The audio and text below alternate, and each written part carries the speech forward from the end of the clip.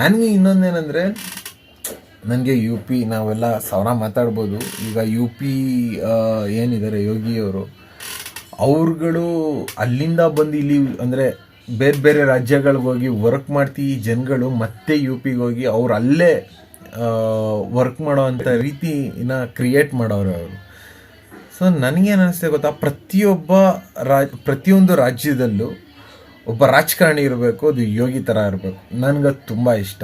ಅವರು ಹಿಂದೂ ಅಥವಾ ಅವ್ರದ್ದು ಕ್ಯಾಸ್ಟಿಸಮ್ ಇಟ್ಕೊಂಡು ನಾನು ಹೇಳ್ತಾ ಇಲ್ಲ, ಬಟ್ ಅವ್ರದ್ದೊಂದು ಆಲೋಚನೆ ಐತೆ ಗೊತ್ತಾ, ಆ ಥರ ಇರಬೇಕು.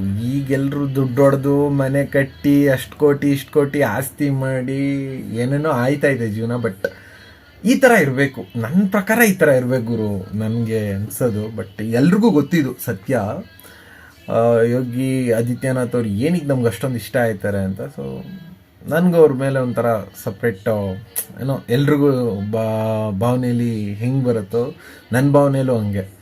ನಮ್ಮ ರಾಜ್ಯದಲ್ಲಿ ಇಂಥದ್ದೊಬ್ಬ ರಾಜಕಾರಣಿ ಇದ್ಬಿಟ್ರೆ, ನನ್ನ ಒಪಿನಿಯನ್ ಏನಂದರೆ, ನನಗೆ ಮೋದಿ ಆದಮೇಲೆ ನಮ್ಮ ಮೋದಿಯವ್ರು ಏನವ್ರೆ ಅವರು ಆ ಸ್ಥಾನದಿಂದ ಬಂದರೆ ತಿರ್ಗಾ ಪ್ರಧಾನಿ ಸ್ಥಾನಕ್ಕೆ ನನಗೆ ಯೋಗಿ ಆದಿತ್ಯನಾಥ್ ಅಂಥ ಅಧಿಕಾರಿ ಒಬ್ಬರು ಬರಬೇಕು ಅನ್ನೋ ಆಸೆ. ಸೊ ಅವ್ರ ಬಗ್ಗೆ अपनी बहन को उत्तर प्रदेश के मैदान में उतारा है और आपकी बहन की कुछ तस्वीरें मैंने देखी है। मैं आपको दिखाना चाहता हूँ कि कैसे वो रहती हैं। ये तस्वीरें देखिए।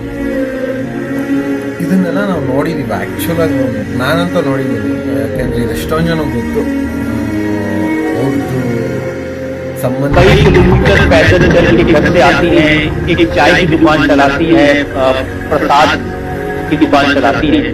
तो आपको नहीं लगता कि सब अपने परिवार का ध्यान रखते हैं, आप भी थोड़ा ध्यान रखते थे? ಈ ಮಾತು ಹೇಳ್ತಾರಲ್ಲ, ಈ ಮಾತುಗೋಸ್ಕರ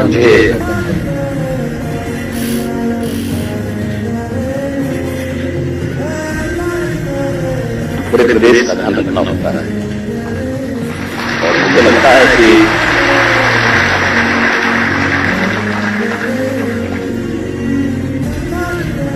एक मुख्यमंत्री के रूप में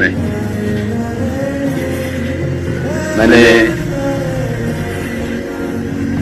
अपने राजधर्म का शपथ ली है, परिवार का नहीं।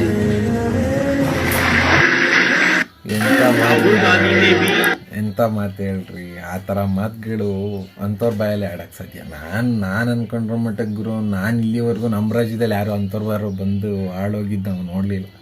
ಎಲ್ರದ್ದು ಏನಾದರೂ ಒಂದು ಇದಿರ್ತತೆ, ಅವ್ರದ್ದು ಏನಾದರೂ ಒಂದು ಇರೋದು. ಬಟ್ ಆದರೆ ಅವ್ರು ನಡೆಸ್ತಾರೋ ರೀತಿ ಅದೆಲ್ಲೋ ಐತೆ, ನಾವೆಲ್ಲೋ ಇದ್ದೀವಿ. ಬಟ್ ಆದರೂ ಅದ್ರ ಸೌಂಡ್ ನಮ್ಗೆ ಇಲ್ಲಿ ಗಂಟ ಕೇಳುತ್ತಲ್ಲ.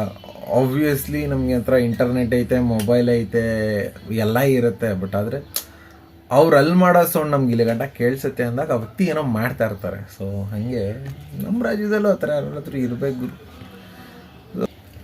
ಸೊ ಇನ್ನೊಂದೇನೆಂದರೆ, ನಮ್ಮ ವಿಚಾರದಲ್ಲಿ ನಾನು ಅಂದ್ಕೊಂಡಿರೋ ಹಾಗೆ, ನಾನು ಕಳೆದ ವಿಡಿಯೋಲ್ಲೂ ಹೇಳಿದ್ದೆ, ನಮ್ಮಲ್ಲೂ ನಮ್ಮ ಪಠ್ಯಪುಸ್ತಕದಲ್ಲೂ ನಮ್ಮ ಸ್ಕೂಲಲ್ಲಿ ನಾವೇನು ಪಾಠಗಳು ಓದ್ತೀವಿ, ಇದರಲ್ಲಿ ನಮ್ಮದು ಒಂದು ನಮ್ಮ ರಾಮಾಯಣ ಆಗಲಿ ಕುರುಕ್ಷೇತ್ರ ಆಗಲಿ ಮಕ್ಕಳಿಗೆ ಇದ್ರ ಬಗ್ಗೆ ಟಚ್ ಇರಬೇಕು ಅಂತ ಇದ್ರ ಬಗ್ಗೆ ರಂಗಣ್ಣನೂ ಮಾತಾಡಿದ್ರು. ನನಗೆ ಆ ವಿಡಿಯೋನೂ ಸಿಕ್ತು. ಸೊ ಅದಕ್ಕೋಸ್ಕರ ತೆಗೆದಿಟ್ಕೊಂಡಿದ್ದೀನಿ. ಆ ವಿಡಿಯೋನ ಪ್ಲೇ ಮಾಡ್ತೀನಿ ಬನ್ನಿ. ಮಹಾಭಾರತ ಮತ್ತು ರಾಮಾಯಣವನ್ನ NCERT ಪಠ್ಯದಲ್ಲಿ ಸೇರ್ಪಡೆ ಆಗೋ ಸಂಭವ ಇದೆ. ಸೊ ಮಹಾಕಾವ್ಯಗಳನ್ನ ಪಠ್ಯಕ್ರಮದ ಭಾಗವಾಗಿ ಶಾಲೆಗಳಲ್ಲಿ ಕಲಿಸಬೇಕು ಅಂತ NCERT ಶಿಫಾರಸ್ ಮಾಡಿದೆ. ಸಂವಿಧಾನ ಪೀಠಿಕೆಯನ್ನು ಎಲ್ಲಾ ತರಗತಿಗಳ ಗೋಡೆಗಳ ಮೇಲೆ ಸ್ಥಳೀಯ ಭಾಷೆಯಲ್ಲಿ ಬರೆಯುವಂತೆಯೂ ಕೂಡ ಶಿಫಾರಸ್ ಮಾಡಿದೆ. ಆದ್ರೆ NCERTಯ ಕೆಲ ಶಿಫಾರಸುಗಳಿಗೆ ವಿಪಕ್ಷಗಳು ಆಕ್ರೋಶ ವ್ಯಕ್ತಪಡಿಸ್ತಾ ಇದ್ದಾರೆ. ಇದು ಕೇಸರೀಕರಣ ಮಾಡೋ ಯತ್ನ ಅಂತ ಸಮಾಜವಾದಿ RSS ಪಠ್ಯ ಅಂತ ಕರೀತಾ ಇದ್ದಾರೆ. ಸರಿ, Ramayana Mahabharata RSS brain corrupt ಆಗೋಗಿದೆ ಇಂಡಿಯನ್ ಪಾಲಿಟಿಷಿಯನ್ಸ್. ತಂಗಲ್ಲ, ಬ್ರೇನೇ ಕರಪ್ಟ್, ನಾಲಿಗೆ ಅಲ್ಲ ಇದು. ಬ್ರೇನೇ ಮೂಳೆ ಇಲ್ಲದ ನಾಲಿಗೆ, ಆಚಾರವಿಲ್ಲದ ನಾಲಿಗೆ, ಎಲ್ಲ ಓಲ್ಡ್ ಸ್ಟೇಟ್ಮೆಂಟ್. ಬಿಟ್ಬಿಡಿ, ಅದನ್ನ ಡ್ರಾಪ್ ಮಾಡ್ಬಿಡಿ ಇನ್ಮೇಲಿಂದ. ಬ್ರೈನೇ ಕರಪ್ಟ್ ಆಗೋಗಿದೆ ಈ ದೇಶದಲ್ಲಿ. ಯಾರೋ ಲೆಫ್ಟಿಸ್ಟೋ ಅಥವಾ SP ನೋ ಇನ್ನೊಬ್ರು ಕಾಂಗ್ರೆಸ್ ಯಾರೋ ಹೇಳ್ತಿದ್ದಾರೆ, ಇಟ್ಕೊಳ್ಳೋಣ. ಇದು ಅಯೋಧ್ಯೆಯ ರಾಮ ಮಂದಿರದ ಕಟ್ಟಿರೋದ್ರಲ್ಲಿ ನನ್ನದು ಪಾಲಿದೆ. ಸ್ಟೇಟ್ಮೆಂಟ್ಸ್ ಆದ್ರೆ ರಾಮಾಯಣದ ಪಠ್ಯದೊಳಕ್ಕೆ ಬಂದ್ರೆ ಬೇಡ. ಅಲ್ಲೇನಿರಬೇಕು, ನಮ್ಮ ಮೇಲೆ ದಾಳಿ ಮಾಡಿದ ಬಾಬರ್ನ ಓದ್ಬೇಕು. ಔರಂಗಜೇಬನು ಅದು ಅದು ಅದೇನದು? ಅದು RSS ಪಠ್ಯಾನ, ಅದು ಲಷ್ಕರ್ ಪಠ್ಯಾನ, ಹಿಜ್ಬುಲ್ಲಾ ಪಠ್ಯಾನ, ಅದು ಏನ್ ಪಠ್ಯ ಅದು? ಹಾಗಾದ್ರೆ ಅಲ್ಲ, ನಮ್ಮ ದೇಶದ ಮೂಲವಾಗಿರುವಂತದನ್ನ ಏನ್ ಓದಕ್ಕೆ ಏನ್ ಕಷ್ಟ ಸರ್? ಯಾವ ನಾನಿದ್ದಾಗಲೂ ರಾಮಾಯಣ ಇತ್ತು. ಇದೆ, ಹೌದು. ಈಗೇನು ಹೊಸದಲ್ಲ, ಏನಲ್ಲ ಏನಲ್ಲ. ನಂಬರ್ ಭಾರತ ನಿಜ ಅಲ್ವಾ? ನಾವು ಚಿಕ್ಕ ವಯಸ್ಸಿಂದನೂ ನಮ್ಮ ಹತ್ರ ರಾಮಾಯಣ ಮಹಾಭಾರತ ಎಲ್ಲ ಇದೆ ತಾನೆ. ಅದೆಲ್ಲ ಏನು ಇವಾಗ ಹೊಸ್ದಾಗೆ RSS ಅವ್ರು ಏನಾದ್ರು ಬಂದಮೇಲೆ ಏನಾದರೂ ಬಂತ? ಅದು ಇಲ್ಲ ತಾನೆ. ಬಟ್ ಏನಕ್ಕೆ ಈ ಥರ ಮಾಡ್ತಾರೋ? ಬಟ್ ಸಮಾಜದಲ್ಲಂತೂ ನಾವು ಸೋಷಿಯಲ್ ಅದರಲ್ಲಿ ಓದ್ಬೇಕಾದ್ರೆ, ಸಮಾಜ ಬುಕ್ಕಲ್ಲಿ ಓದಬೇಕಾದ್ರೆ ನಮ್ಗೆ ಆಲ್ಮೋಸ್ಟ್ ಅಲ್ಲೆಲ್ಲ ಅದ್ರ ಬಗ್ಗೆನೇ ಇದ್ದಿದ್ದು. ಅವ್ರು ಬಂದು ದಂಗೆ ಎದ್ರು, ಈ ಥರ ಕೊಳ್ಳೆ ಹೊಡೆದ್ರು, ನಮ್ಮ ಭಾರತದಿಂದ ಇಷ್ಟು ಹೊತ್ಕೊಂಡು ಹೋದ್ರು. ಮತ್ತು ಇನ್ನೊಂದಂದರೆ ಎಲ್ಲ ರಾಜ್ರುಗಳಿಗೆ ಅಷ್ಟನ್ನ ಇಡ್ತಿರಿದ್ರು, ಹಿಂಗಿದ್ರು ಹಂಗಿದ್ರು. ಸೊ ನಮ್ಮ ರಾಮಾಯಣನೋ ಮಹಾಭಾರತನೋ ಇದ್ರ ಬಗ್ಗೆನೂ ಕ್ಲಾಸ್ಗಳಿರಬೇಕು. ಅದು ಸ್ಕೂಲಲ್ಲೇ ಹೇಳ್ಕೊಡೋ ಅಂಥ ಸ್ಟೇಜಲ್ಲಿ ಇರಬೇಕು. ಅದಿದ್ರೂ ಒಳ್ಳೇದೇ. ನಮ್ಮ ಮಕ್ಳುಗಳಿಗೆ ನಮ್ಮ ಸಂಸ್ಕೃತಿ ಬಗ್ಗೆನೂ ಸ್ವಲ್ಪ ಗೊತ್ತಾಗತ್ತೆ. ಏನು ಜನನೋ ಗುರು, ಏನು ಕತೆನೋ, ಇವ್ರುಗಳ್ದೇ ಮುಚ್ಕೊಳಕ್ಕಾಯ್ತಲ್ಲ, ಇಲ್ಲಿ ಬೇರೆಯವ್ರದ್ದೆಲ್ಲ ಮುಚ್ತೀನಿ ಅಂತ ಓಡ್ಬರ್ತಾರೆ. ನಾನು ಹೇಳೋದು ಫಸ್ಟು ನಮ್ಮವ್ರದ್ದು ಒಂಚೂರು ಕೊಡ್ರಪ್ಪ. ಆಯಿತು ಹೇಳ್ರಿ, ನಮ್ಮ ಹತ್ರ ಅಷ್ಟೊಂದು ಆಸ್ತಿ ಇತ್ತು ನಮ್ಮ ಭಾರತದಲ್ಲಿ. ಸೊ ನಮ್ಮ ಹತ್ರ ಇದ್ದಿದ್ದು ಅಷ್ಟು ಆಸ್ತಿಗಳನ್ನ ಕೊಳ್ಳೆ ಹೊಡ್ಕೊಂಡು ಹೋದ್ರು. ನಮ್ಮ ಹತ್ರ ಇನ್ನೂ ಹಿಂಗಿದೀವಿ ನಾವು, ಇನ್ನೂ ಅಷ್ಟೆಲ್ಲ ಕೊಳ್ಳೆ ಹೊಡ್ಕೊಂಡು ಹೋದ್ರು. ಇದನ್ನು ಹೇಳ್ರಿ, ಒಂದು ಥರದಲ್ಲಿ ನಾವು ಇದನ್ನು ಅಕ್ಸೆಪ್ಟ್ ಮಾಡ್ತೀವಿ, ಒಂಥರ ಖುಷಿ ಪಡ್ತೀವಿ. ಒಂದು ಅಕ್ಕ ನಮ್ಮ ಹತ್ರ ಇಷ್ಟಿತ್ತು ಗುರು, ಹೊತ್ಕೊಂಡೋದ್ರು, ನಾವು ಇನ್ನೂ ಹಿಂಗೆ ಇದೀವಿ, ಚೆನ್ನಾಗಿದ್ದೀವಿ ಅಂತ. ಆದರೆ ನಮ್ಮ ಸಂಸ್ಕೃತಿ ಬಗ್ಗೆನೂ ಸ್ವಲ್ಪ ಇರಲಿ. ಅದ್ರ ಬಗ್ಗೆ ನನಗೊಂಚೂರು ಖುಷಿ ಆಗುತ್ತೆ. ಆ್ಯಕ್ಚುಲಾಗಿ ನನ್ನ ಪ್ರಕಾರ ಇದು ನಾನು 2 ಎಪಿಸೋಡಾಗಿ ಮಾಡಿಬಿಡ್ತೀನಿ ನನ್ನ ಪ್ರಕಾರ. ಯಾಕೆಂದರೆ ತುಂಬ ಇದೆ ಹೇಳ್ಕೊಳಕ್ಕೆ. ಯಾಕೆ ನಾನು ಆಲ್ಮೋಸ್ಟ್ ಅಲ್ಲಿ ತುಂಬ ಹೊತ್ತಿಂದ ಹುಡುಕಿ ಎತ್ತಿಟ್ಟಿದ್ದೀನಿ ಎಷ್ಟೋ ವೀಡಿಯೋಸ್ಗಳು ಇದು ಇರಬೇಕು ಅಂತ. ಬಟ್ ನೋಡೋಣ, ನನ್ನ ವೀಡಿಯೋಸ್ಗಳ್ತಾನೆ ಅವ್ನ ಅಕ್ಕ ನಡೀತದೆ ಯಾವಾಗಲೂ. ಸೊ ನಮ್ಮ ಅಯೋಧ್ಯೆ ರಾಮ ಮಂದಿರದಲ್ಲಿ ಬಾಲರಾಮ ಮೂರ್ತಿ ಬಂದು ಆ್ಯಕ್ಚುಲಾಗಿ ಒಂದನ್ನು ಇವಾಗ ನಾವು ಪ್ರತಿಷ್ಠಾಪನೆ ಮಾಡಿದ್ವಿ. ಅದು ನಮ್ಮ ಕನ್ನಡಿಗರು ಅಥವಾ ನಮ್ಮ ಕನ್ನಡ ಶೈಲಿಲಿ, ಕರ್ನಾಟಕದ ಶೈಲಿಲಿ ಇರುವಂಥ ರೀತಿಯ ವಿಗ್ರಹ. ಅದು ನಮ್ಮ ಕನ್ನಡಿಗರು ಕೆತ್ತವ್ರೆ ಅಂದರೆ ನಮ್ಮದೇ ಶೈಲಿಲಿ ಇರುತ್ತದು. ಸೊ ಇನ್ನು ಉಳಿದ 2 ವಿಗ್ರಹ ಇತ್ತಲ್ಲ, ಅದ್ರದ್ದು ಇಮೇಜ್ ಇದು. ಸೊ ಆ ಇಮೇಜಲ್ಲಿ ವೈಟ್ ಕಲರ್ದು ರಾಮನ ತೋರಿಸ್ತಾ ಇದ್ದಾರೆ. ಸೊ ಇದು ಆಲ್ಮೋಸ್ಟ್ ನಮಗೆ ಎಲ್ಲ ಈ ರಾಜಸ್ಥಾನ, ಮಧ್ಯಪ್ರದೇಶ್ ಈ ಕಡೆ ಜಾಸ್ತಿ ನನಗೆ ಕಾಣಿಸುತ್ತೆ. ಸೊ ಇದು ಬಂದು ತಮಿಳ್ನಾಡು ಅಥವಾ ಈ ಕೇರಳ ಸೈಡ್ ಈ ಥರ ಶೈಲಿಲಿ ಕಾಣುತ್ತೆ. ರಾಮ ಒಬ್ಬನೇ. ಸೊ ಹೇಳಿದ್ದು ಆ ಮೂರ್ತಿಲಿ ನಮಗೆ ಕಾಣುವಂಥ ಡಿಫ್ರೆನ್ಸ್ ಚೆನ್ನಾಗೈತೆ. 2 ಮೂರ್ತಿನೂ ಅದ್ಭುತವಾಗಿ ಕಾಣಿಸುತ್ತೆ. ತುಂಬ ಚೆನ್ನಾಗಿದೆಲ್ಲ. ವೈಟ್ ಬಿಳಿ ಮೂರ್ತಿ ಕೂಡ ತುಂಬ ಚೆನ್ನಾಗಿದೆ. ಈ ಮೂರ್ತಿನೂ ತುಂಬ ಚೆನ್ನಾಗಿದೆ. ಸೊ ಯಾವುದೇ ಶಿಲ್ಪಿಗಳಾಗಿರಲಿ, ಕೆತ್ತಿದವ್ರ ಕೈಗೊಂದು ನಮ್ಮ ರಾಮ ಕಣ್ರಿ, ಯಾರು ಎಲ್ಲಿ ಕೆತ್ತಿದ್ದೇನ್ರಿ, ತಾಯಿಗೆ ಮಕ್ಕಳೆಲ್ಲ ಹೊಂದೆ ಹಂಗೆ ನಮ್ಮ ರಾಮ ಚೆನ್ನಾಗಿ ಕಾಣಿಸ್ತದೆ ಬನ್ನಿರಿ.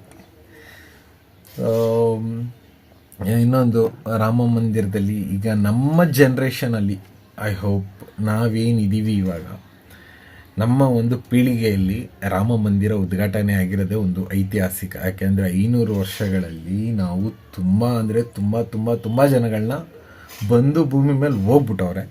ಸೊ ಅದರಲ್ಲಿ ನಮ್ಮ ಈಗಿನ ಜನ್ರೇಷನ್ ನಾವಿದ್ದೀವಿ, ನಮ್ಮ ಪೀಳಿಗೆಯಲ್ಲಿ ಇದು ಅಯೋಧ್ಯ ಮಂದಿರ ಉದ್ಘಾಟನೆ ಆಯಿತು ಅನ್ನೋದೇ ಒಂಥರ ತುಂಬ ಖುಷಿ, ಹೆಮ್ಮೆ ಪಡುವಂಥ ವಿಷಯ. ಸೊ ಅದನ್ನು ಹೆಮ್ಮೆ ಪಡಲೇಬೇಕು ನಾವು. ಸೊ ಅದ್ರ ಬಗ್ಗೆ ಅಜಿತ್ ಸರ್ ಅವರು ಒಂದು ಮಾತು ಹೇಳೋರು, ಅದ್ರ ಬಗ್ಗೆನೂ ಕೇಳೋಣ. 500 ವರ್ಷದಲ್ಲಿ ಎಷ್ಟು ತಲೆಮಾರು ನಶಿಸಿ ಹೋದು ರಾಮ ಮಂದಿರ ಆಗ್ಬೇಕು ಅನ್ಕೊಂಡು ಸತ್ತೋಗ್ಬಿಟ್ರು ಅವರೆಲ್ಲ. ಬಟ್ ನಾವು ಬದುಕಿರುವಾಗ ಆಗ್ತಿದೆಯಲ್ಲ, ಇದೊಂದು ಸಂಭ್ರಮ. ಈ ಸಂಭ್ರಮದಲ್ಲಿ ಪಾಲ್ಗೊಳ್ಳೋದಕ್ಕಾಗದೆ ಅರ್ಧ ಕಟ್ಟಿರೋದನ್ನ ಮಾಡ್ತಿದ್ದೀರಿ. ರಾಮ ಮಂದಿರ ಅದೇ ಜಾಗದಲ್ಲಿ ಇಲ್ಲ, 3 ಕಿಲೋಮೀಟರ್ ದೂರದಲ್ಲಿದೆ. ಇದು BJP ಕಾರ್ಯಕ್ರಮನ, RSS ಕಾರ್ಯಕ್ರಮ. ಇವ್ರಿಗೆ ಯಾವುದೋ ಜನ್ಮದೊಂದು ಶಾಪ ಇದೆ. ಪಾಪ ಅನ್ಸುತ್ತೆ ನನಗೆ ಅವ್ರ ಬಗ್ಗೆ, ತುಂಬಾ ಪಾಪ ಅನ್ಸುತ್ತೆ ಅವ್ರ ಬಗ್ಗೆ. ಕರುಣೆ ಬರುತ್ತೆ, ಅಯ್ಯೋ ಹಿಂಗೆ ಆಗ್ಬಾರ್ದಾಗಿತ್ತು ಅವ್ರಿಗೆ ಅನ್ಸುತ್ತೆ. 500 ವರ್ಷದಲ್ಲಿ ಎಷ್ಟು ತಲೆಮಾರು ನಶಿಸಿ ಹೋದು ಅಲ್ಲ. ಸೊ ಹಿಂಗೆ ನಾನು ಹೇಳಲಿಲ್ವಾ, ಕೆಲವ್ರು ಕಾಲು ಎಳಿಯೋರು ಇದ್ದೇ ಇರ್ತಾರೆ ಗುರು. ಎಲ್ಲೋದ್ರೆ ಏನು ಗುರು, ಏನು ಮಾತಾಡೋಕೆ ಕೂತ್ಕೊಂಡಾಗ ಏನಾಗುತ್ತೆ ಹೇಳ್ರಿ. ಎಲ್ಲರೂ ಹೇಳೋದು ಅದೇ, ಕಾಲು ಎಳ್ಕೊಂಡು ಕುತ್ಕೊಂತಾರೆ. ಏನೋ ಒಂದು ಮಾಡ್ತಾನೆ ಅಂದಾಗ ಅವನು ಕಾಲು ಎಳ್ದು ಏನಾದರೂ ಹೇಳ್ದೆ ಹೋದರೆ ತಿನ್ನನ್ನ ಅರಗಲ್ಲ, ಹೋಗಲ್ಲ ಎಲ್ಲುವೆ ಏನೂ. ಸುಮ್ಮನೆ ಯಾಕೆ ಅವೆಲ್ಲ ನಮಗೆ. ಇನ್ನೊಬ್ರು ಅವರೇ ಇಷ್ಟು ರಾಜಕಾರಣಿಗಳ ಬಗ್ಗೆ. ಅಯೋಧ್ಯೆಯಲ್ಲಿ ರಾಮ ಮಂದಿರ ಸ್ಥಾಪನೆ ಮಾಡ್ತೇವೆ ಅಂತೇಳಿ ಹೇಳಿದ್ವಿ. ಈಗ ರಾಮ ಮಂದಿರ ಆಯ್ತು. ಇನ್ನು ಮುಂದೆ ಏನಿದೆ? ಬೋಲೋ ಶ್ರೀ ಕೃಷ್ಣ ಪರಮಾತ್ಮ ಕಿ ಜೈ. ನಿಜ.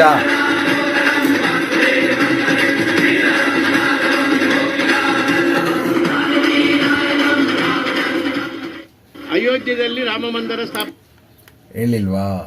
ನೆಕ್ಸ್ಟು ಆ ಥರ ಒಂದೊಳ್ಳೆ ಪ್ಲೇಸ್ಗಳು ನೆಕ್ಸ್ಟು ಈ ಥರ ಹಿಂಗೆ ಇದ್ದರೆ ಪಕ್ಕಾ ಮಾಡ್ತಾರೆ ಎಲ್ಲನೂ. ಮಾಡಲಪ್ಪ, ಒಳ್ಳೇದಾಗಲಿ. ನಮಗೊಂದಷ್ಟು ಎಷ್ಟೋ ತಿಳಿದಿರೋದು ಏನೋ ಒಂದು ನಡೆಯೋದು ಜೀವನ. ಒಟ್ಟಿನಲ್ಲಿ ಯಾರ್ಯಾರಿಗೆ ಏನೇನು ಹುರಿದೋ ಉಪ್ಪಿನಕಾಯಿ ಹಾಕ್ಕೊಂಡು ನಮ್ಮವರೇ ನಮಗೆ ಕಾಲು ಎಳೆದ್ರು ಏನು ಬೇಜಾರಿಲ್ಲ ಗುರು. ನೀವು ಕಾಲು ಎಳೆಯೋರು ಇಳಿತಾನೆ ಇರ್ತೀರ, ಬೆಳೆಯೋರು ಬೆಳಿತಾನೆ ಇರ್ತಾರೆ. ಹೀಗೆ ಉದ್ಧಾರ ಆಗೋರು ಉದ್ಧಾರ ಆಯ್ತಾನೆ ಇರ್ತಾರೆ. ಸೊ ಉದ್ಧಾರ ಆಗಲಿ, ಭಗವಂತ ಚೆನ್ನಾಗಿಡಲಿ. ಸೊ ಕಾಲು ಎಳೆಯೋರು ಇದ್ರೇ ಅವ್ರಿಗೂ ವ್ಯಾಲ್ಯೂ. ಸೊ ಅಂಥವ್ರು ಇರಬೇಕು, ಇಂಥವ್ರು ಬೆಳಿತಾನೂ ಇರಬೇಕು. ಜೈ ಶ್ರೀರಾಮ್. ಎಲ್ರಿಗೂ ಒಳ್ಳೆಯದಾಗಲಿ, ರಾಮಪ್ಪ ಒಳ್ಳೇದು ಮಾಡಲಿ ಎಲ್ರಿಗೂ. ಸೊ ನಿಮ್ಮ ಪ್ರೀತಿಯ TNK ಕನ್ನಡಿಗಂದು ಈ ವಿಡಿಯೋನ ದಯವಿಟ್ಟು ಎಲ್ಲರೂ ಹೋಗಿ ಸಬ್ಸ್ಕ್ರೈಬ್ ಮಾಡಿ. ನೀವು ಕೊಡ್ತಾರೋ ಪ್ರೋತ್ಸಾಹ, ಬೆಂಬಲ ಹಿಂಗೆ ನನ್ನ ಮೇಲೆ ಇರಲಿ ಸದಾ. ಸೊ ನಿಮ್ಮ ಪ್ರೀತಿಗೆ ನಾನು ಸದಾ ಚಿರಋಣಿ.